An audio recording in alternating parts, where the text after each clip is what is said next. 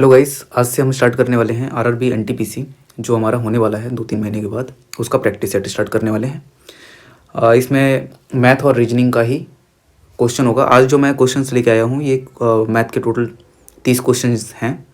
इसको हम सॉल्व करेंगे, तो आपको देखना है कि कैसे कैसे सॉल्व होगा और कोशिश रहेगी कि थोड़ा सा आपको गाइड कर पाऊँ कि हाँ कैसे आप ज़्यादा तेज़ी से क्वेश्चंस को कर पाओगे।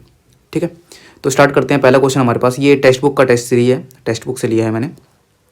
पहला क्वेश्चन हमारे पास ये है, तो इसके अंदर क्या करना है कि मैं सीधा सीधा इसको सॉल्व करता हुआ लिखता जाता हूँ।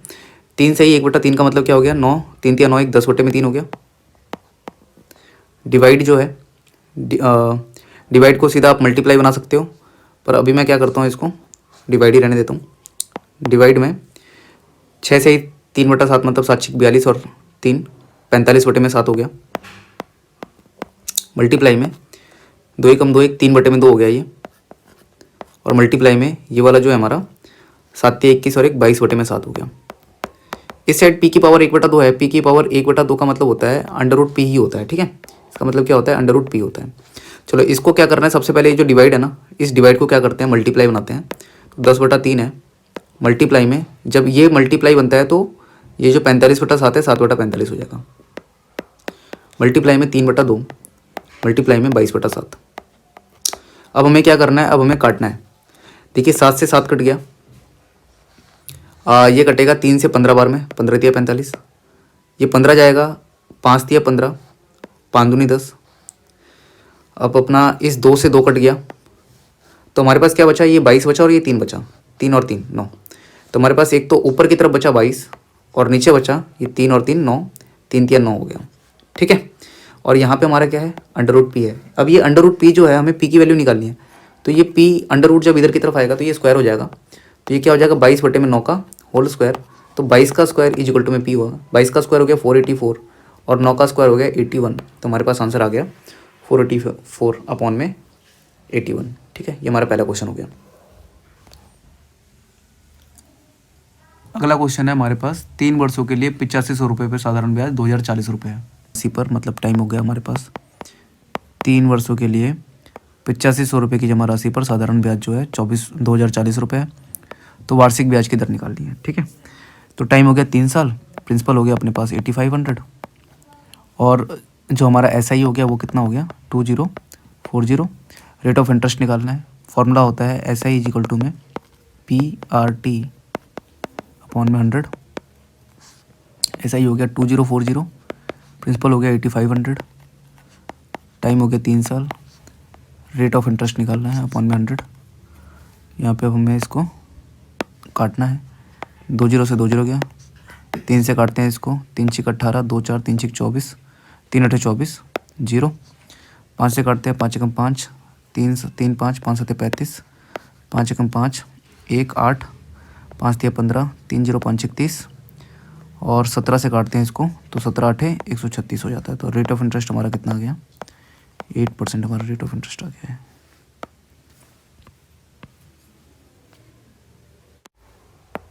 थर्ड क्वेश्चन कहता है कि 2 वर्ष पहले एक शहर की जनसंख्या 66,000 थी। पहले वर्ष में जनसंख्या 5% वृद्धि हुई और दूसरे वर्ष में 5% की कमी हुई।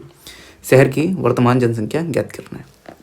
तो हम बोल देंगे कि ठीक है, 6 वर्ष पहले 66,000 थी ना, ये 66,000 जो है ये जनसंख्या थी। पहले वर्ष में जनसंख्या क्या बढ़ गई, 5% बढ़ गई। 5% मतलब देखो 100 बेस मानते हैं अपन, और 5% बढ़ गया मतलब 100 में 5 जोड़ दो मतलब 105 हो गया होगा। परसेंटेज है तो नीचे 100 लगा देंगे। सेकेंड ईयर में क्या होता है, 5% कम हो रहा है, कम हो रहा है, इसका मतलब क्या हो गया, 100 में 5 कम कर देंगे, 95 हो जाएगा। 95/100, ये 95 है। ठीक है, अब हमें क्या करना है, अब हमें सिर्फ सॉल्व करना है, काटना है। 2 0 से 2 0 गया, 1 0 से 1 0 गया, और कट रहा है 5 1 5, 6 7 8 9, 4 5 5 9 45, 5 दूनी 10, और कट रहा है 2 से 2 तिया 6, 2 तिया 6। अब इसको मल्टीप्लाई कर लेंगे हम, तो मल्टीप्लाई करने पे हमारा आंसर आ जाएगा। तो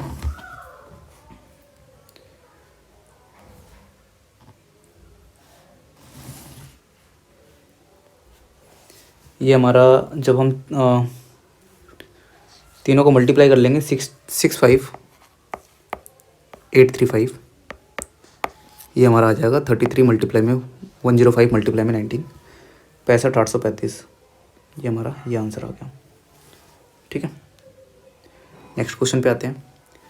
एक शंकु की ऊंचाई 12 सेंटीमीटर है। एक शंकु ले लेते हैं और शंकु की ऊंचाई जो है ये 12 सेंटीमीटर है, मतलब हाइट अपना ये हो गया 12 सेंटीमीटर। आधार की त्रिज्या 3.5 है, मतलब अपना रेडियस हो गया 3.5, और कहता है कि आयतन निकालिए।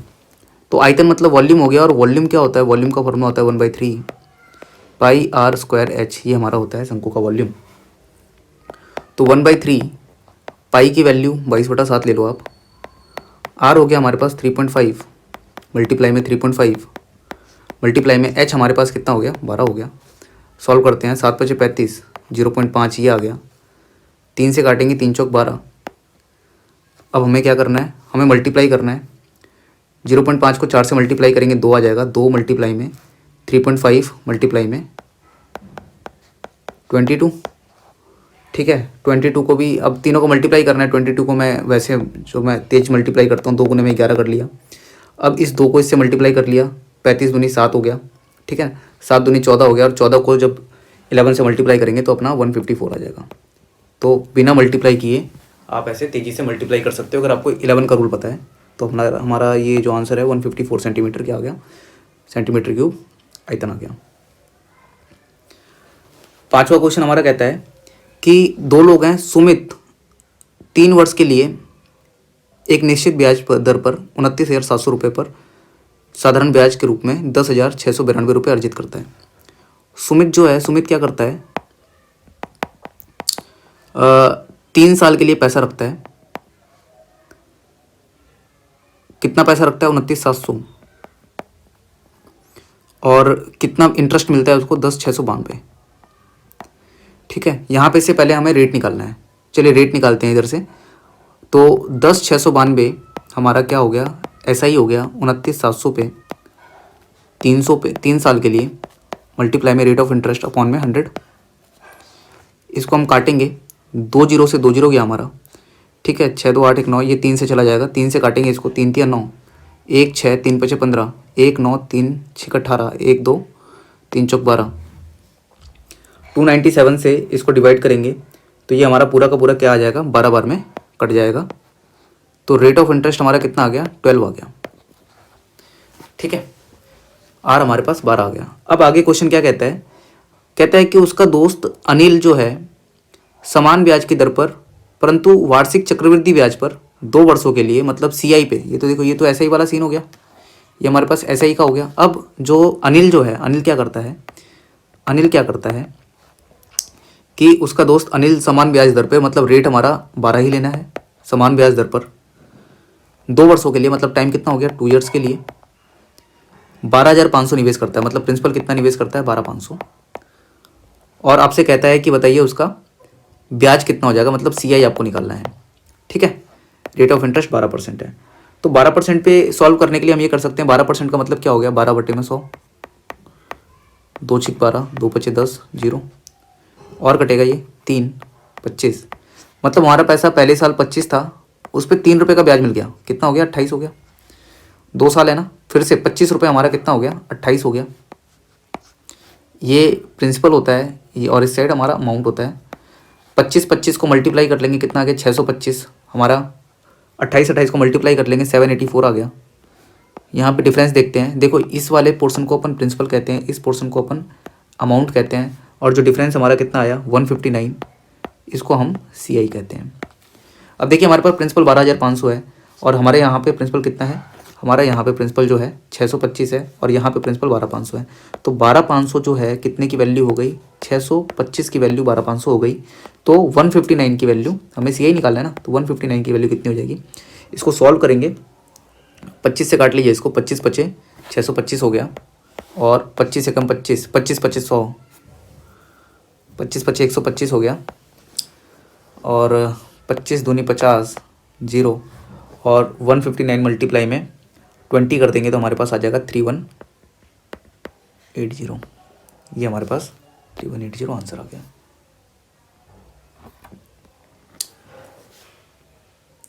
छठा क्वेश्चन हमारा कहता है कि ए और बी 5:7 के अनुपात में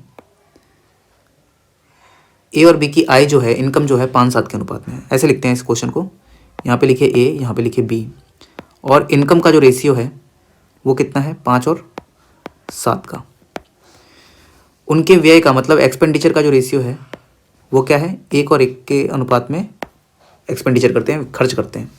यदि ए जो है 2000 बचाता है और बी जो है 4000 बचाता है, उनका सेविंग कितना है, तो सेविंग ये 4000 रुपये बचाता है, ए जो है 2000 रुपये बचाता है, ए 2000 रुपये बचाता है, और बी कितना बचाता है, 4000 रुपये बचाता है। तो हमसे कहता है कि ए की आय बताइए। देखिए आपको क्या करना है इस क्वेश्चन में, यहाँ पे इनकम, एक्सपेंडिचर और सेविंग आपने लिख दिया। इस 4000 को इस 1 से मल्टीप्लाई करना है और इस 2000 को 1 से मल्टीप्लाई करना है, इससे मल्टीप्लाई करना है और आपस में माइनस कर देना है। तो 4000 को 1 से मल्टीप्लाई करेंगे कितना आएगा, 4000 आएगा। 2000 को 1 से मल्टीप्लाई करेंगे 2000 आएगा, और इसको माइनस कर देंगे, कितना आ गया, 4000 में से 2000 गया, 2000 आ गया।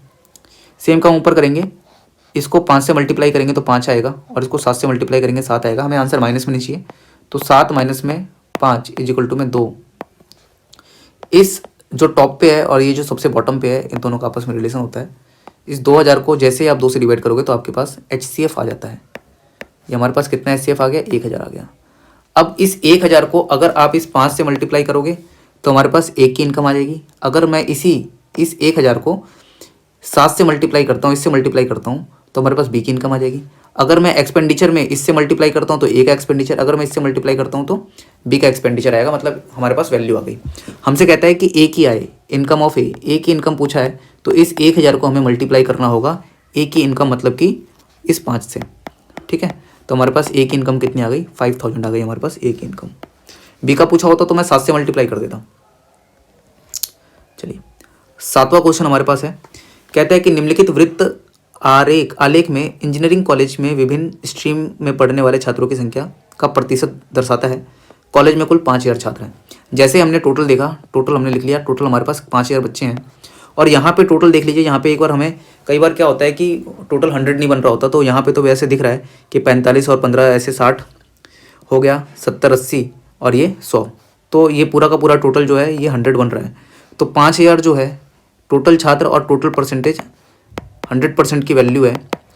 अब आगे देखते हैं आगे क्या कहता है। आगे कहता है कॉलेज में ने शिक्षण सामग्री की खरीद के लिए प्रत्येक स्ट्रीम को 300 रुपये प्रति छात्र देने का फैसला किया, तो इलेक्ट्रॉनिक्स और संचार स्ट्रीम में कितना मिलेगा। अब देखिए इलेक्ट्रॉनिक और संचार स्ट्रीम जो है उसके अंदर कितने बच्चे हैं, तो हमें ये देखना होगा। ये वाला जो है ये 20% इलेक्ट्रॉनिक और संचार का है। तो पहले ये देखते हैं कि बच्चे कितने हैं इस स्ट्रीम में। तो 5000 जो है 100% की वैल्यू है, तो 20% की वैल्यू कितनी आएगी, ये हमारे पास नंबर ऑफ स्टूडेंट निकल जाएंगे। नंबर ऑफ इस तरीके से स्टूडेंट निकल जाएंगे, ठीक है। इसको सॉल्व करते हैं, 2 0 से 2 0 गया, और इसको मल्टीप्लाई करते हैं, 5 दूनी 10 और पीछे 2 0 आ जाएगा। तो हमारे पास 1000 बच्चे हैं जो कि इलेक्ट्रॉनिक्स और संचार से हैं, और कहता है कि इलेक्ट्रॉनिक और संचार स्ट्रीम के हर एक स्ट्रीम के बच्चों को 300-300 रुपये मिलता है। तो 1000 बच्चे हैं और पूरे 1000 बच्चों को 300-300 रुपये मिलेगा, तो कितना पैसा मिल जाएगा। तो 3 को 1 से मल्टीप्लाई कर लिया, 3 आ गया, और पीछे 0 1 2 3 4 5 5 0 लगा देंगे, तो कितने रुपए मिलेंगे, टोटल 3 लाख रुपए का आ गया। ऑप्शन नीचे है, यहाँ पे देखिए हमारा 3 लाख रुपए आ गया, ठीक है। ये था हमारे पास क्वेश्चन नंबर 8 पे आते हैं। 8 कहता है कि एक मिश्रण में दूध और पानी का अनुपात 9:5 है। मिल्क और वाटर का जो रेशियो है वो 9:5 है। जब इस मिश्रण में 6 लीटर पानी और मिलाया जाता है तो दूध और पानी का अनुपात 9:7 हो जाता है। मतलब पहले हमारे पास 9:5 था और अब पानी मिलाने के बाद हमारे पास अनुपात कितना हो गया, 9:7 हो गया। ध्यान दीजिएगा, हमने पानी मिलाया है। दूध पहले जितना दूध अभी था उतना ही दूध जितना पहले था उतना ही अभी भी होगा। तो इन्होंने देखो यहाँ पे हमें काम करने की जरूरत नहीं पड़ी। मिल्क हमारा पहले भी 9 था, अभी भी 9 है। अगर ये बराबर नहीं होता तो हमें पहले इसको बराबर करना होता, ठीक है। हमने क्या किया, हमने पानी मिलाया, तो ऑब्वियस सी बात है, देखो पानी पहले 5 था, पानी 7 हो गया, पानी बढ़ गया हमारा। कितना पानी बढ़ गया है, 2 पार्ट पानी बढ़ गया है। और यहाँ पे हमारे क्वेश्चन में क्या कहता है, 6 लीटर पानी मिलाया, मतलब कि ये 2 जो है 6 की वैल्यू है। 2 6 की वैल्यू है, तो हमें क्या करना होगा, 1 की वैल्यू कितनी आ गई, 1 की वैल्यू आ गई 3, है ना। इसको डिवाइड कर दिया, तो हमसे कहता है कि मिश्रण में दूध की मात्रा कितनी है। तो भाई दूध की मात्रा हमारे पास 9 है, तो ये जो हमारा HCF आया 3, इसको 9 से मल्टीप्लाई कर दीजिए, दूध की मात्रा निकल जाएगी 9 27 लीटर हमारा दूध हो गया। अगर हमसे पानी का बोला होता कि पहले कितना पानी है, तो हम 5 से मल्टीप्लाई करते हैं, बोलता अभी कितना पानी है, तो हम 7 से मल्टीप्लाई करते हैं। अब इसने बोला कि दूध कितना है, तो दूध जितना पहले था उतना ही तो अभी भी है, तो 27 लीटर हमारा क्या हो गया, ये हमारा आंसर हो गया। क्वेश्चन नंबर 9 पे आते हैं। कहता है कि एक फार्मा कंपनी में एक वैज्ञानिक कुछ दवा का आविष्कार करने के लिए एसीटोन और टोल्यून के शुद्ध रूप को मिला रहे हैं। एसीटोन और टोल्यून को मिलाने के बाद प्राप्त विलयन का मूल्य 16 रुपये हो जाता है। मतलब मिक्सचर जो है हमारे पास 16 रुपीज़ का बिक रहा है। वैज्ञानिकों के लिए एसीटोन का मूल्य 14 रुपये है। एसीटोन उसमें कितने का है, 14 रुपये का है। भंडारण की समस्या के कारण वैज्ञानिकों के लिए टोल्यून का मूल्य एसीटोन से अधिक है। विलयन में टोल्यून और एसीटोन का अनुपात 4:1 है। ठीक है, तो हम क्या करते हैं, यहाँ पे लिख देते हैं एसीटोन, यहाँ पे लिख देते हैं टोल्यून, और एसीटोन जो हमारा 14 रुपये के हिसाब से बिकता है। ठीक है, वैज्ञानिकों के लिए प्रति लीटर टोल्यून का मूल्य निकालना है। टोल्यून का निकालना है, मतलब टोल्यून का कीमत हमें नहीं पता, हमें ये निकालना है। मिक्सचर जो है हमारा 16 के हिसाब से बिकता है, और ये जो हमारा एसीटोन और टोल्यून जो है, ये रेशियो कितना है, टोल्यून का है 4, तो टोल्यून 4 है और ये 1 है। ठीक है, अब देखिएगा हमें क्या करना है, हम इसको 14 में से 16 को माइनस करेंगे, कितना आएगा, 2 आएगा, पर यहाँ पे तो 4 लिखा हुआ है। ठीक है, तो हमें क्या करना है, हमें ये देखना है कि यार ये जो 4 है, 4 को 2 बनाना है। क्या करेंगे, तो 2 से डिवाइड कर देंगे, इस 4 में 2 से डिवाइड कर देंगे, 2 बन जाएगा। सेम वैसे ही करो, इस एक में भी 2 से डिवाइड कर दो, तो हमारे पास 0.5 आ जाएगा। अब ये देखना कि 16 में से 0.5 को यहाँ पे क्या रहा होगा कि हमारे पास 0.5 आएगा। किस चीज़ में से 16 को माइनस करेंगे कि 0.5 आएगा, तो 16.5 में से 16 को माइनस करेंगे, 0.5 आएगा। मतलब टोल्यून की कीमत कितनी हो गई, 16.5 रुपये, 16.5 रुपये हो गई। ठीक है, तो ये एक आसान तरीका इस क्वेश्चन को करने का। चलिए 10वां क्वेश्चन करते हैं। 10वां कहता है कि निम्नलिखित में से 3/5 के बराबर एक परिमेय संख्या बताइए। 3/5 के बराबर परिमेय संख्या कहने का मतलब यह है कि या तो आप भाई ऑप्शन क्या करोगे, हर एक को डिवाइड करके देखोगे 3/5 बनना चाहिए, या फिर क्या करोगे 3/5 लोगे, 3/5 में बारी बारी से पहले 2 मल्टीप्लाई कर दो, 6/10 हो गया। नहीं दिख रहा मेरे को कोई सा भी, 3 मल्टीप्लाई कर दिया दोनों में, 3 ऊपर नीचे मल्टीप्लाई कर दिया, 3 3 9 और 5 3 15। अब एक बार देखेंगे क्या 9/15 कुछ है, हाँ 9/15 में कोई दिख रहा है, तो हमारे पास यही हमारा आंसर हो गया। ठीक है, 11वें क्वेश्चन पे आते हैं। कहता है कि 1,59,250 की धनराशि ABCD में के बीच इस प्रकार विभाजित की जाती है कि A और B के हिस्से का अनुपात 1:3 है, BC का अनुपात 2:5 है, CD के अनुपात 2:3 है। A का हिस्सा निकालना है। देखो जब भी कभी ऐसा क्वेश्चन करना पड़े, ये रेशियो का क्वेश्चन है, आप ऐसे लिखो A B C D। A और B का जो रेशियो है 1:3 है, लिख दो ऐसे 1:3। B और C का रेशियो जो है 2:5 है, यहाँ पे 2 लिखो, यहाँ पे 5 लिखो। ये जगह हमारा खाली है, ये जगह हमारा खाली है, ये जगह हमारा खाली है, ये जगह हमारा खाली है। ठीक है, और आखिरी वाला CD का अनुपात कितना है, 2:3 है। C और D हमारे पास कितना है, 2:3 है। हमारे पास यहाँ पे ये जगह खाली है। अब देखो खाली जगह कैसे भरते हैं, यहाँ पे जो 3 है, यहाँ पे इससे पहले वाला जो है ये आ जाएगा, और यहाँ पे इससे पहले वाला ये आ जाएगा। ठीक है, यहाँ पे ये वाला जो खाली जगह है, ये 5 यहाँ पे आ जाएगा, और ये इससे पहले वाले को भर देगा, यहाँ पे 2 आ जाएगा, यहाँ पे ये 2 आ जाएगा, और यहाँ पे भी 2 आ जाएगा। तो इस तरीके से हमारे सारा जगह भर गई। अब हमें क्या करना है, इन सबको आपस में मल्टीप्लाई करना है। ये A वाला पूरा मल्टीप्लाई होगा, ये B वाला पूरा रो मल्टीप्लाई हो जाएगा, ये मल्टीप्लाई, ये मल्टीप्लाई। तो 2 मल्टीप्लाई में 1, 2 मल्टीप्लाई में 1, 2 दूनी 4 आ गया, ये 3 दूनी 6, 6 दूनी 12 ये आ गया, 5 दूनी 10, 10 तिया 30 ये आ गया, और 5 तिया 15, 15 तिया 45 ये आ गया।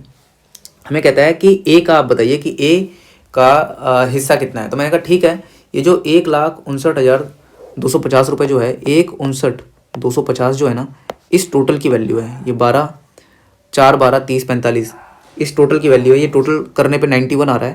91 की वैल्यू 1,59,250 है, तो A की वैल्यू कितनी, मतलब इस 4 की वैल्यू कितनी। ठीक है, B का पूछेगा तो 12 से मल्टीप्लाई कर देना, C का पूछेगा तो 30 से कर देना, D का पूछेगा तो 45 से कर देना, A + B का पूछेगा तो 4 + 12 कर देना। मतलब इसी तरीके से हम निकाल लेते हैं।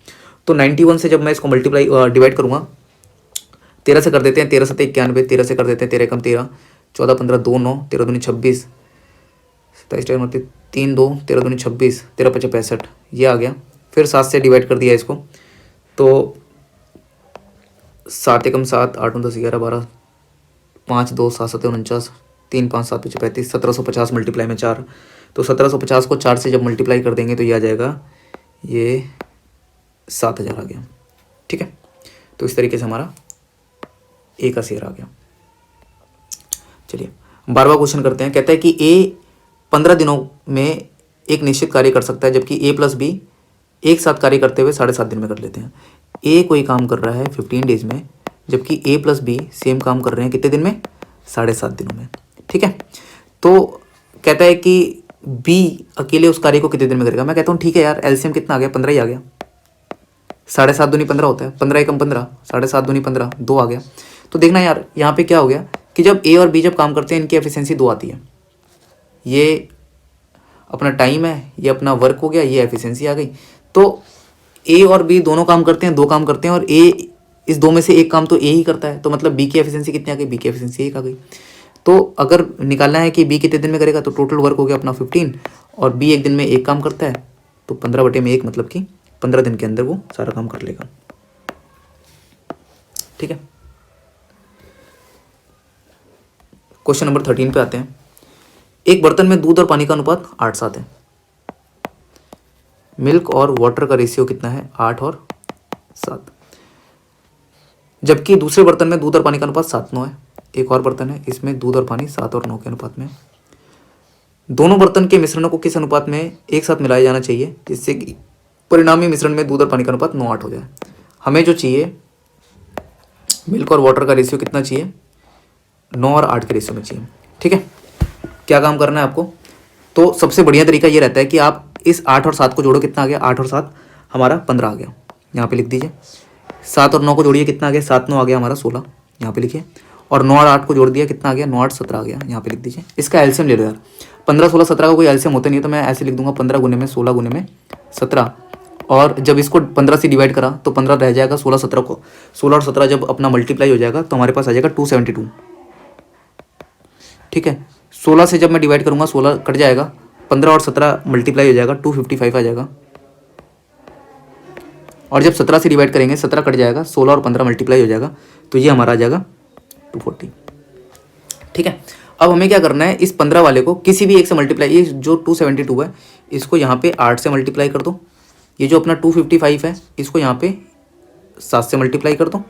और ये जो अपना 240 है इसको यहाँ पे 9 से मल्टीप्लाई कर दो। यानी कि अगर मल्टीप्लाई करना है तो केवल मिल्क मिल्क मिल्क से करना, या फिर तीनों वाटर से मल्टीप्लाई करना। तो देखो 272 को जब मैं 8 से मल्टीप्लाई कर दिया तो मेरे पास कितना आ गया? 2176 आ गया। जब 255 को 7 से मल्टीप्लाई कर दोगे तो यहाँ पे आ जाएगा 1785। और जब 244 को यहाँ पे 9 से मल्टीप्लाई कर दोगे तो हमारे पास आ जाएगा 1920। और इसको अब माइनस कर लेंगे तो ये आ जाएगा हमारा कितना? 135। और ये इसको माइनस कर देंगे हमारे पास कितना आ जाएगा? 256। तो हमारे पास अनुपात आ गया 135 256 का। अब अगर आपको ये लग रहा होगा ना कि ये आप 8/15 कर दोगे, 8/15, और ये 7/16, और ये 9/17, फिर आप माइनस करते हो।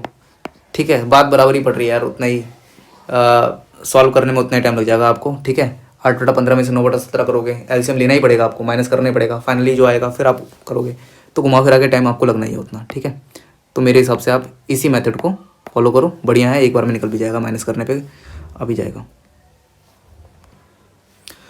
14 क्वेश्चन देखते हैं। कहता है कि मिश्र धातु ए में धातु एक्स और वाई का अनुपात 5:2 है। हमारे पास एक मिश्र धातु ए है जिसमें एक्स और वाई का जो रेशियो है 5 और 2 का है, जबकि मिश्र धातु बी में उनका अनुपात 3:4 है। मिश्र धातु बी है हमारे पास, इसमें एक्स और वाई का अनुपात कितना है? 3 और 4 का अनुपात है। मिश्र धातु सी, मिश्र धातु ए और बी को 4-5 के अनुपात में मिला के बनाया जाता है। अब सी हमारा बनाया जाता है जिसमें ए हम कितना लेते हैं? एक सेकंड यहाँ पर लिख देता हूँ इसको। सी हमारा बनाया जाता है जिसमें ए का तो हम लेते हैं कितना पार्ट? ए का हम लेते हैं 4 पार्ट, और बी का हम लेते हैं कितना? 5 पार्ट, और हम ये सी बना रहे हैं। ठीक है, ए और बी को मिला के हम सी बना रहे हैं। तो हमसे कहता है कि बताइए सी में एक्स का परसेंट बताइए, सी में एक्स का परसेंटेज बताइए। मैंने कहा ठीक है बता देंगे। सबसे पहले हमें क्या करना है? हमें देखना है कि ये 5 और 2 कितना हो गया? 7, और 4 3 7, मतलब दोनों बराबर ही हैं। अगर ये बराबर नहीं होता ना, मतलब एक 9 होता एक 4 होता, तो हमें पहले एलसीएम लेके इसको बराबर करना होता। अभी तो इन्होंने बराबर दे दिया, तो आप सीधा सीधा क्या करो, ये जो 4 है इसको पहले वाले से मल्टीप्लाई कर दो, और ये जो 5 है इसको दूसरे वाले से मल्टीप्लाई कर दो। कितना आ गया? 5 को 4 से 5 चौक 20, और ये 4 दूनी 8, इधर 5 तिया 15, 5 चौक 20, और ये x को x से मिला दो और y को y से मिला दो। 20 और 15 कितना हो गया, 20 30 35 हो गया, और 8 और ये 28 हो गया। ठीक है, अगर ये कट रहा है तो काट देते हैं। देखो 7 5 35, 7 चौक 28, कट भी गया, 5 4 का अनुपात आ गया। इन्होंने क्या कहा है कि सी जो है, अब देखो सी के अंदर जो हमारा बन के आया ना, सी में 5 पार्ट एक्स है और 4 पार्ट वाई है। तो इन्होंने कहा कि सी में एक्स का परसेंटेज बताइए। तो सी में हमारा जो टोटल है, 9 पार्ट है, जिसमें से एक्स हमारा ये हमारा एक्स हो गया, ये हमारा वाई हो गया। तो एक्स हमारा 5 है, परसेंटेज बताना है तो 100 से मल्टीप्लाई कर देंगे, ये एक्स का परसेंटेज निकल रहा है। अगर वाई का पूछता तो 4/9 गुने में 100 हो जाता। तो ये कितना हो गया, 500/9 हो गया। इसको डिवाइड करेंगे, कितना आ जाएगा, 9 5 45, 50, 9 5 45, 5/9, ये हमारे पास क्या आ गया, एक्स का परसेंटेज आ गया 55.59। ये हमारे पास आंसर हो गया।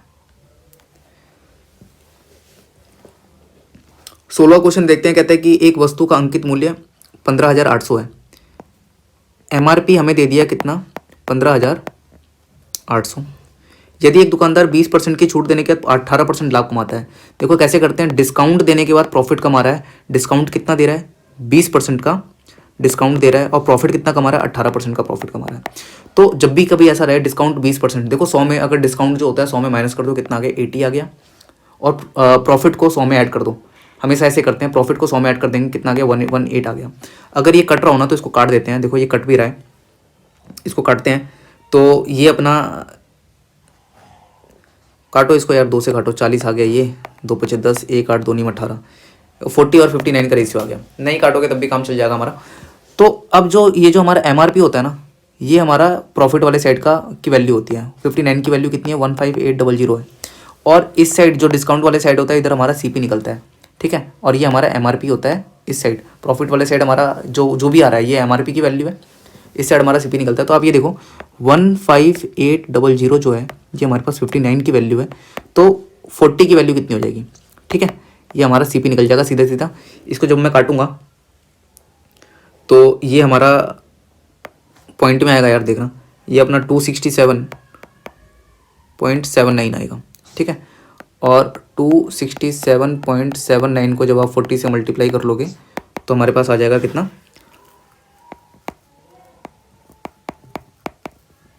ये आ जाएगा हमारे पास 10711, अप्रॉक्स में 10712 आ जाएगा। ठीक है, 16वें क्वेश्चन को देखते हैं। कहता है कि 10%, 15% और 20% की क्रमागत छूट किस एकल छूट के बराबर, मतलब 3 कॉन्सिक्यूटिव हमारा जो है सक्सेसिव हम डिस्काउंट दे रहे हैं। तो 10% का मतलब क्या हो गया, 10% करने के बहुत सारे तरीके हैं यार। देखो x प्लस वाई वाला भी लगा सकते हैं हम, ये भी लगा सकते हैं x प्लस में y और माइनस में x गुने में y अपॉन में 100। पहले 10 और 15 का लगा देंगे, फिर जो आएगा उसके साथ 20 का लगा देंगे। दूसरा तरीका ये भी है कि हम ये देख लेंगे कि 10% का मतलब क्या आ गया, 10% का मतलब 10/100 हो गया। इसका मतलब क्या हो गया कि हम 10 1/10, इसका मतलब ये हो गया कि हम 10 वाली वस्तु को कितने में बेच रहे हैं, 10 वाली वस्तु को 1 रुपये छूट मतलब 9 में बेचते हैं। ठीक है, आगे देखते हैं 15% का मतलब क्या हो गया। 15% का मतलब ये हो गया 15/100, 5 दिया 15, 5 में 10 0, मतलब कि ये 3/20 आ गया। इसका मतलब ये हो गया कि मैं 20 वाली वस्तु को कितने में बेच रहा हूँ, 3 रुपये का मतलब कि 17 रुपये में बेच रहा हूँ। तीसरा हो गया 20%, 20% का मतलब क्या हो गया, 20/100, मतलब 1/5, मतलब मैं 5 वाली वस्तु कितने में बेच रहा हूँ, 4 में बेच रहा हूँ। ठीक है, इन तीनों को मल्टीप्लाई कर लो, कितना आ गया, 20 25 100, 1000, और इन तीनों को मल्टीप्लाई कर लो तो ये आ गया मल्टीप्लाई करके हमारा 612। ठीक है, 1000 रुपये की वस्तु थी, मैं 612 में बेच रहा हूँ, मतलब मैंने कितना डिस्काउंट दे दिया भाई, तो मैंने डिस्काउंट दे दिया अपना 388 रुपीज़ का डिस्काउंट दे दिया। 388 रुपये का डिस्काउंट दे दिया मैंने, कितने पे, 1000 रुपये पे, गुने में 100, परसेंटेज में निकालना है तो 2 0 से 2 0 गया, पॉइंट लगा देंगे यहाँ पे, कितना हो जाएगा 38.8% का मैं क्या कर रहा हूँ, डिस्काउंट दे रहा हूँ, ये मेरे पास आ जाएगा। 17वां क्वेश्चन देखते हैं। कहता है कि 6 वर्ष पहले राधा और राम की आयु का अनुपात इतना था। राधा और राम है 6 ईयर्स बिफोर, इनकी जो एज थी वो 5:8 के अनुपात में थी, और रेशियो जो था 5:8 के अनुपात में था। 6 साल पहले राधा अगर 5 की थी तो ये 8 का था। राम और राधा की आयु का अंतर 6 वर्ष है। अच्छा ये देखना यार, अगर मान लो कि इनकी आयु का जो डिफरेंस है वो 6 साल है, वो 6 साल पहले भी वो 6 साल का ही डिफरेंस रहेगा। और अगर अभी भी देखूंगा ना मैं, तो वो 6 साल का डिफरेंस रहेगा। मान लो कि अभी मैं 20 साल का हूँ और कोई मेरा एक भाई है वो 25 साल का है, तो 50 साल के बाद भी हम दोनों का जो डिफरेंस रहेगा वो सेम ही रहेगा, है ना। तो मैं यहाँ पे क्या करता हूँ कि इनकी एज का यहाँ पे जो है 5 और 8 का रेशियो है।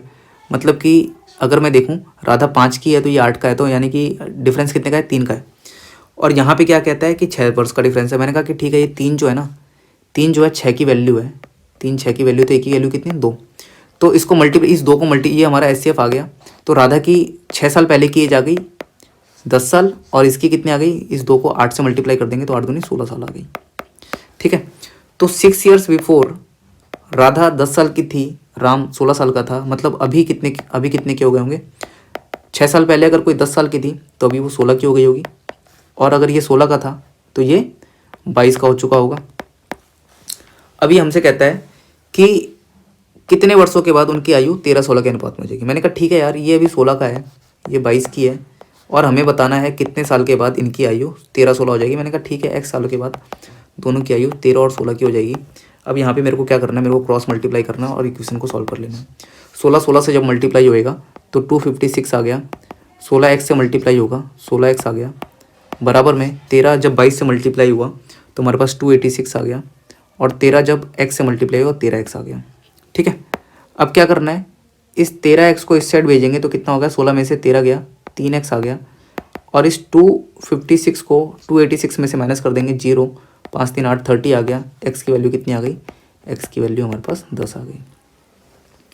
अब x की वैल्यू जैसे ही 10 आ गई, हमें क्या निकालना है कि कितने साल के बाद, अच्छा हाँ आ तो गया, 10 साल के बाद उनकी एज का रेशियो जो रहेगा वो 13-16 हो जाएगा। क्वेश्चन नंबर 18 पे आते हैं। कहते हैं कि 10 और x का तृतीय अनुपात 90 है तथा 12 और y का तृतीय अनुपात 27 है, तो x और y बताना है। ठीक है ना।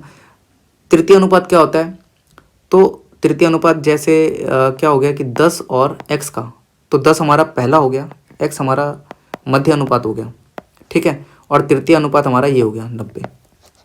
ठीक है, इसको फर्स्ट कहते हैं, ये हमारा सेकंड रहता है, ये वाला भी सेकंड, ये वाला भी मध्य अनुपात, और इसको अपन थर्ड अनुपात कहते हैं। ठीक है, तो यहाँ पे से हम क्या करते हैं, इसको मल्टीप्लाई करेंगे, 90 को 10 से मल्टीप्लाई करें तो 900 आ गया, और x से मल्टीप्लाई हुआ x² आ गया, तो मतलब x की वैल्यू हमारे पास कितनी आ गई, 30 आ गई। आगे कहता है कि तथा 12 और y का तृतीय अनुपात 27 है, तो 12 और y फिर y यहाँ पे मध्य अनुपात है, और यहाँ पे 27 थर्ड में आ गया। तो 27 और 12 को जब मल्टीप्लाई कर देंगे तो हमारे पास कितना आ जाएगा,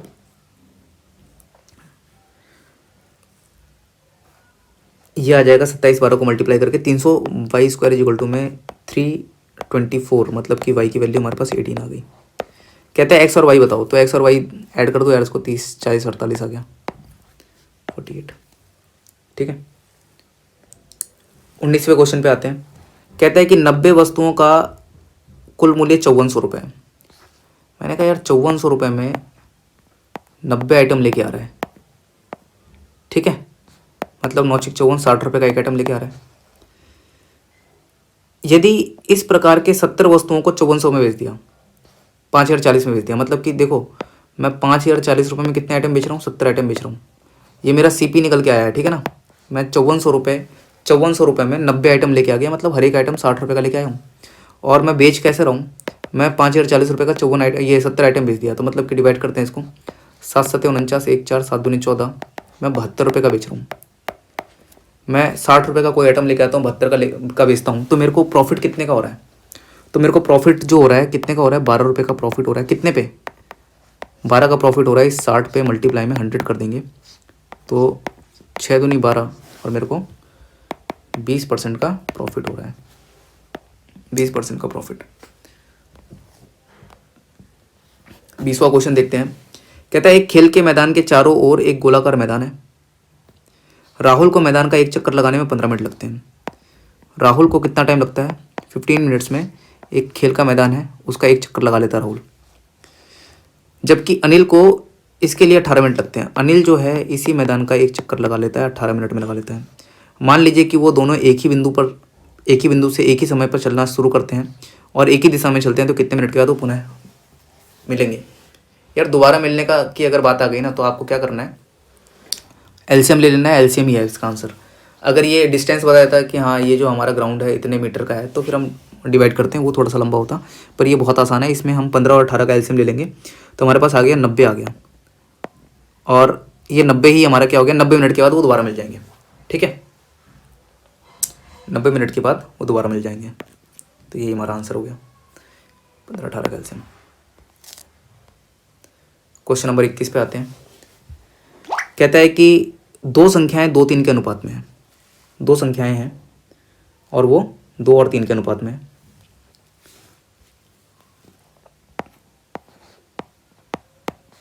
दो 3 के अनुपात में है। उनका एचसीएफ जो है और एलसीएम का क्रमशः 21 और 126 है। जब मेरे को एचसीएफ दे ही दिया है, एचसीएफ का मतलब क्या हो गया, इसको भी 21 से मल्टीप्लाई करो, इसको भी 21 से करो, हमारे पास नंबर आ जाएगा भाई।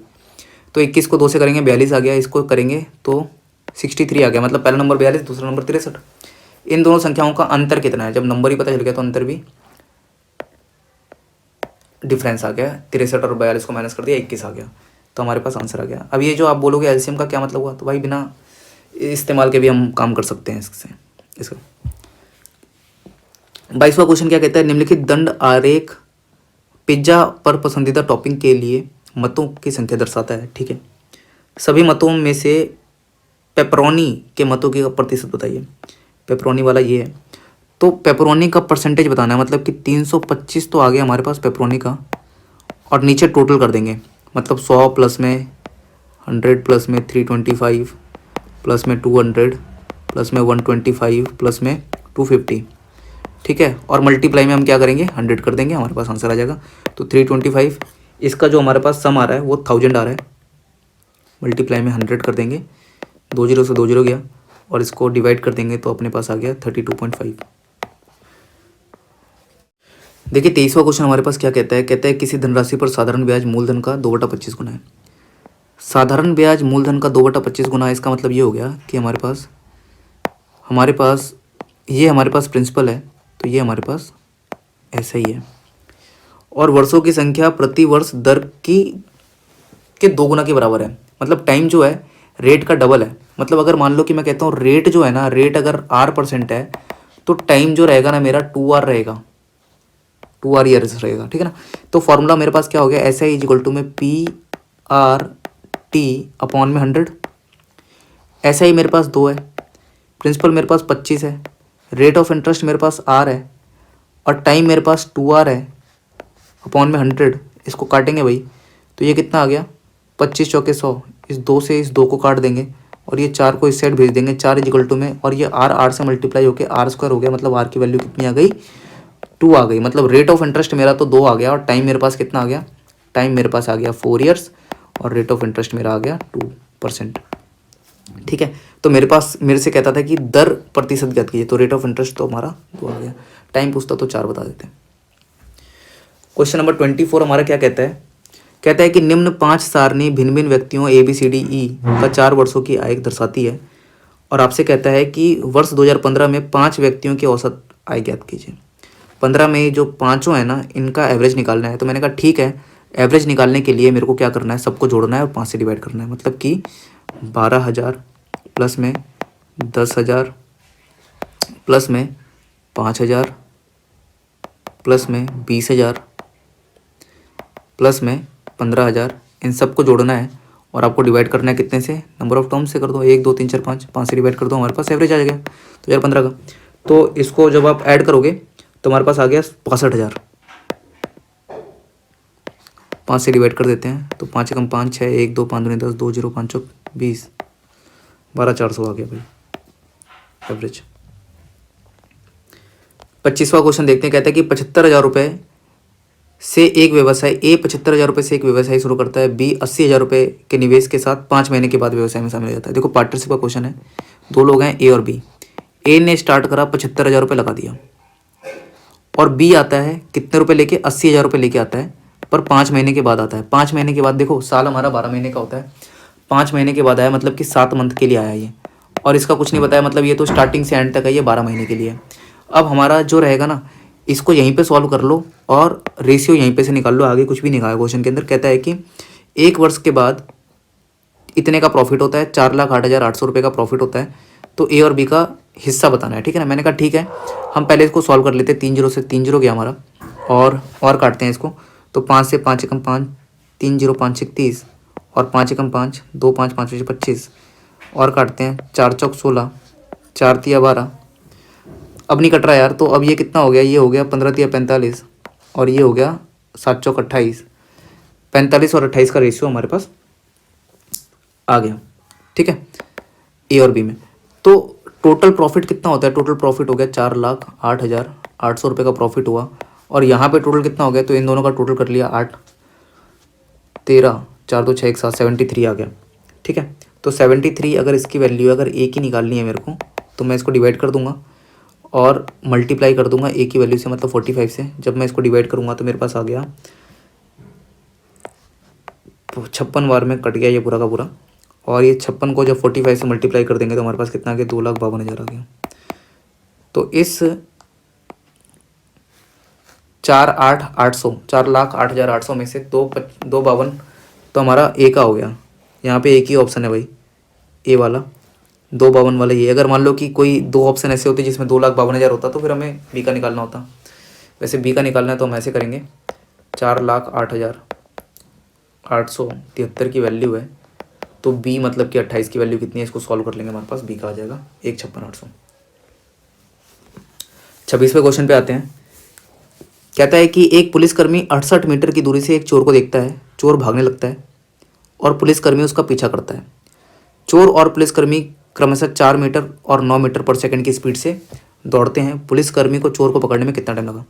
मान लो यार, ये हमारा यहाँ पे हमारा चोर है और यहाँ पे हमारा पुलिस है,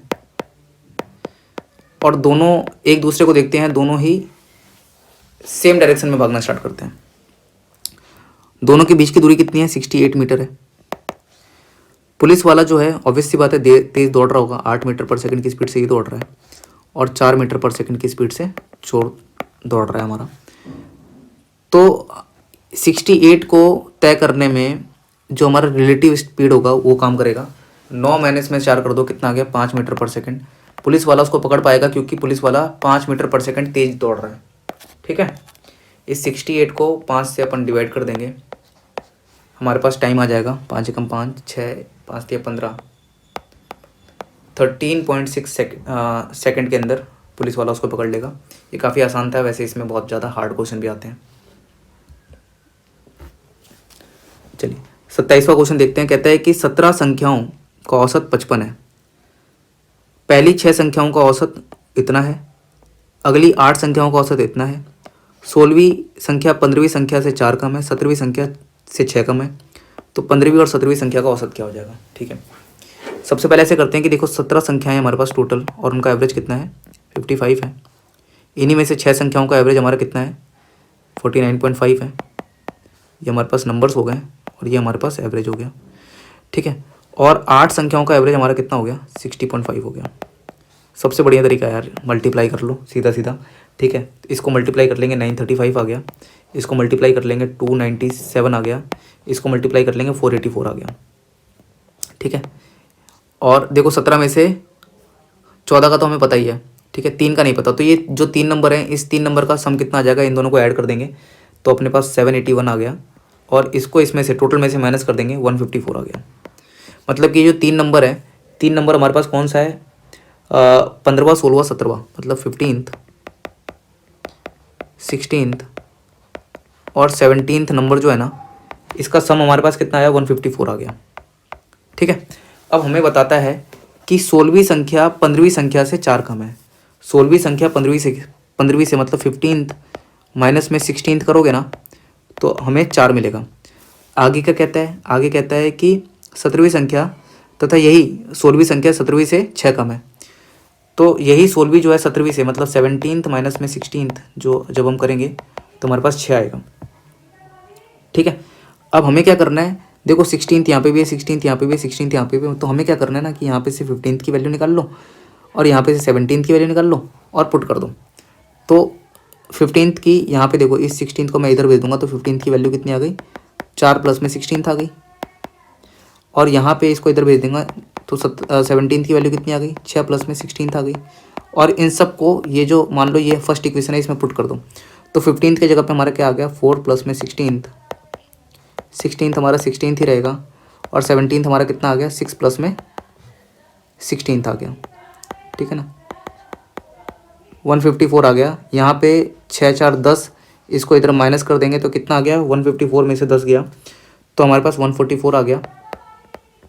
और यहाँ पे 16th 3 मल्टीप्लाई में 16th आ गया हमारे पास, इसको डिवाइड कर देंगे, 3 चौक 12, 3 अठे 24, 16th की वैल्यू कितनी आ गई हमारे पास, 48 आ गई। तो 16th नंबर तो हमारा आ गया। अब ये कहता है कि 15वां और 17वें का औसत बताओ, तो 15th निकालना है। अब यहीं पे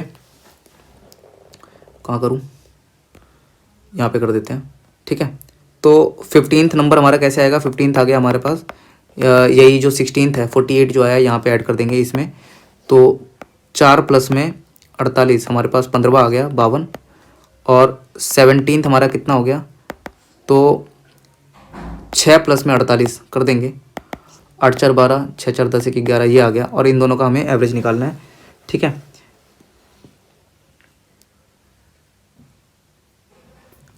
ये गलत आ गया ना, ये 8 4 8 54 आ गया, ठीक है ना।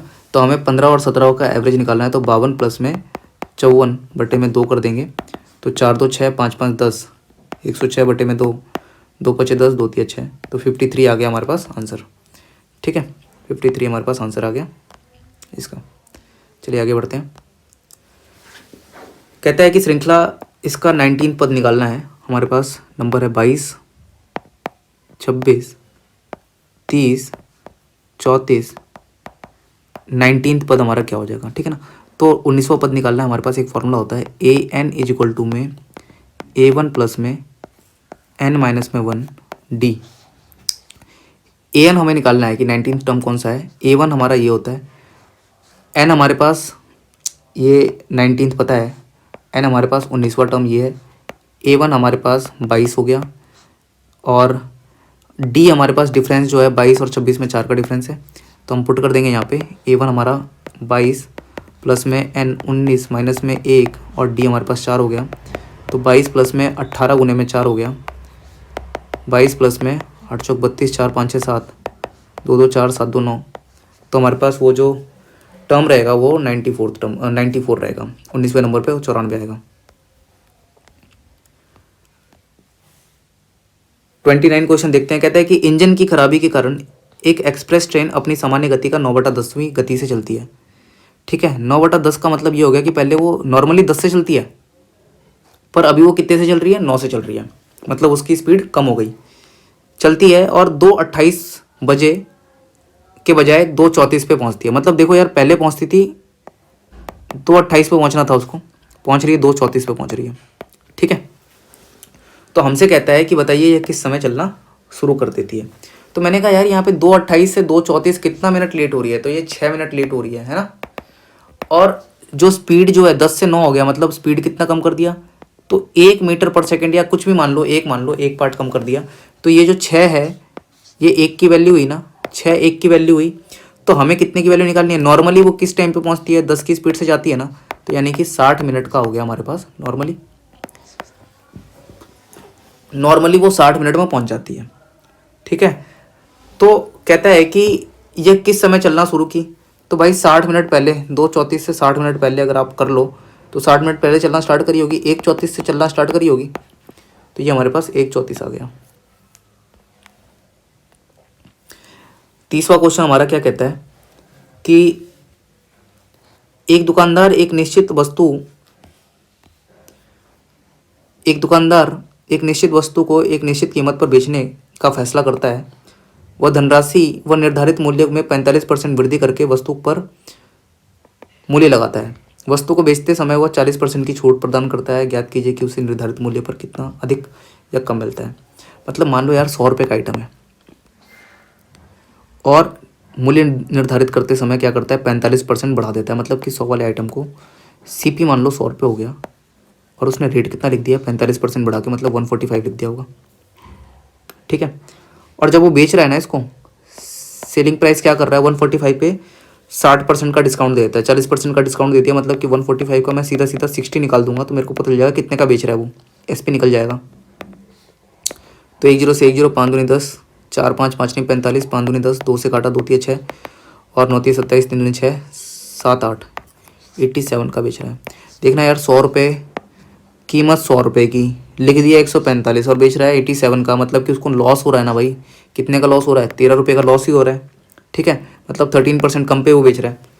तो हमारा आंसर क्या हो गया? 13% कम। ठीक है।